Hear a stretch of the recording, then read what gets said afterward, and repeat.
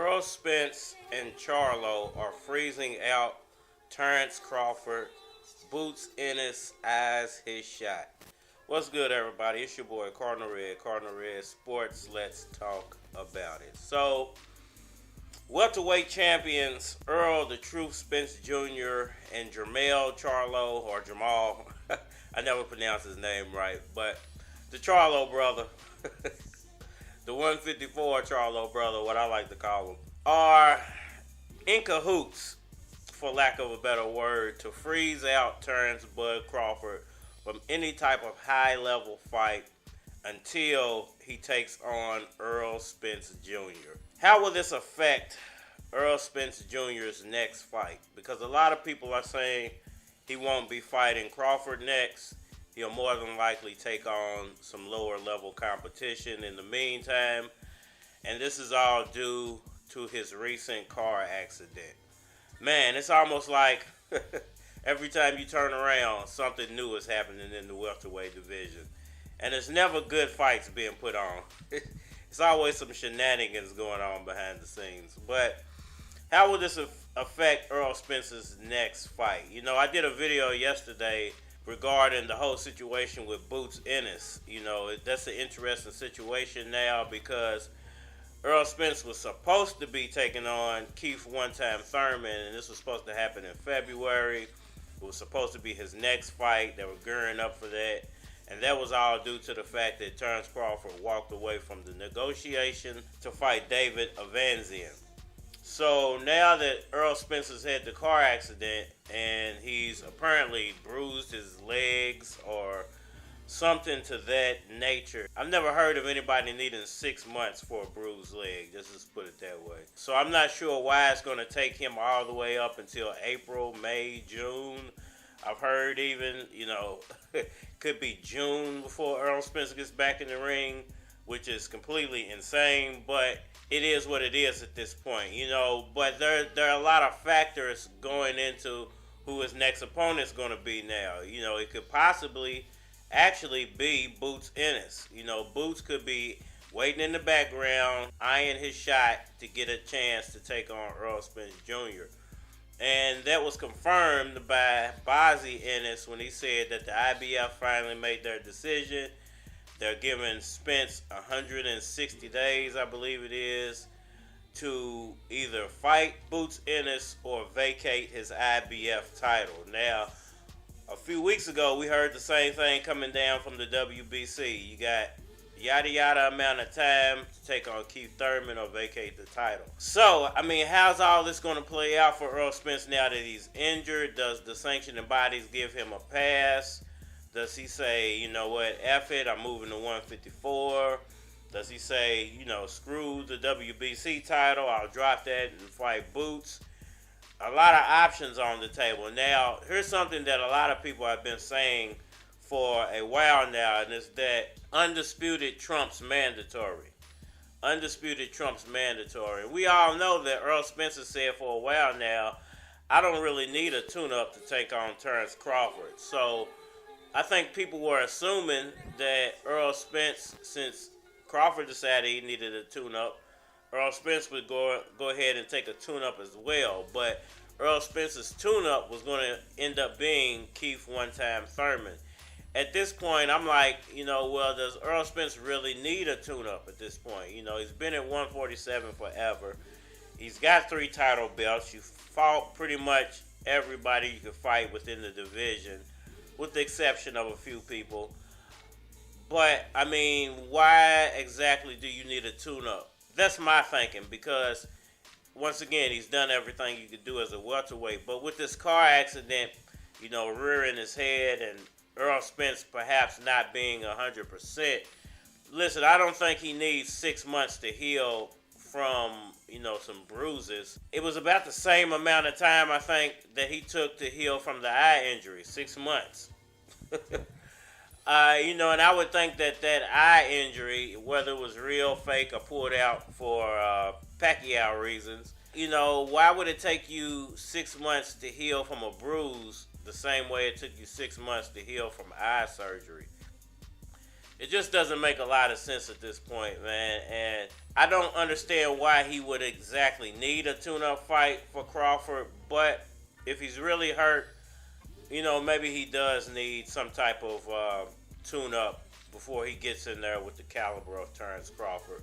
6 months is a long time to wait for a tune-up, but it is what it is at this point. We might just have to wait 6 more months. But what if he decides, like, hey, I don't really need a tune-up. I'm wasting a lot of time here. Because his ultimate goal has been the whole time to get out of 147 and move to 154. Now, I don't really understand the 154 move as far as fights, because it seems like there's a lot more fights to be made at 147, a lot better competition at 147, and you already hold title belts at 147. So 154 is basically an unknown, and your stablemate and friend is the one holding all the titles. So to me, it makes no sense for Spence to go there.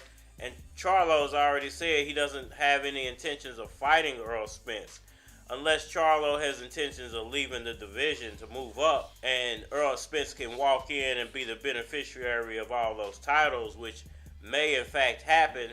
I don't know how much longer Charlo plans to campaign at 154, but it would be beneficial to PBC if Charlo decided to walk away from 154 and move up for the bigger fights, the bigger money, that he drops the titles and Errol Spence, another PBC fighter, can walk right in and claim those titles so they can stay in-house. So I wouldn't be surprised if that was the plan. I don't ever see Errol Spence and Jermall Charlo getting it on. I just don't see it happening. But I do see a situation of Spence walking in and perhaps being the beneficiary of all those titles. Listen, I know Al Heyman, this is a boxing promoter, smart guy, millionaire, not a millionaire because he plays games. He's a millionaire because he knows business. And I'm very sure he's realized, well, if Charlo walks away from the division at 154, then I would love to have all those belts stay in-house. Now, I do believe he has other 154 fighters he could elevate and put in position behind Charlo, but why wouldn't you want to elevate basically your biggest product at the moment, which is Errol Spence Jr.?